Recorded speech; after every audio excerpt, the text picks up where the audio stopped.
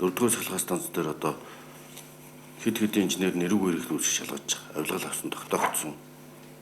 Одоо энэ захирал нь өөрөө бас энэ асуулт орсон. Худалдаа авах ажиллагаанууд нь үр ашиггүй.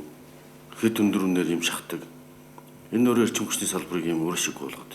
Тэгээд чинь нүгэ ард түмэнд дөрүүлэх гээд цахилгаан дооны үн нэмнэ гэдэг. Тэгэхээр энэ хулгайгаа багасгах хэрэгтэй. Ийм учраас энэ 4-р цахилгаан станцын захирлыг хуулийн байгууллага шилжүүл. Хулгайлал өөрийн чинь дийлэнх хувь нугаа юм бол төрөмчийн компаниуд шүү. Тэнд бүх төрлийн хулгайлал өөр байна. Шахаа байна, борлуулалт байна,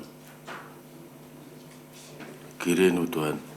Эний үр ашгийг сайжруулж эрхчлэл төсвийн орлогыг нэмэгдүүлэх юм баталгам хэрэгтэй. Бүгдийн зохицлыг үр ашигтай болгоё. Нээлттэй тод байдлыг хангая. Олон нийтийн компани болгоё. Ашигтай ажилдаг байх хэвээр, үр ашгийг сайжруулдаг байх хэвээр. Тэгэхээр энийг үе шатаа хэрэгжүүлэхээр оруулж ирэх.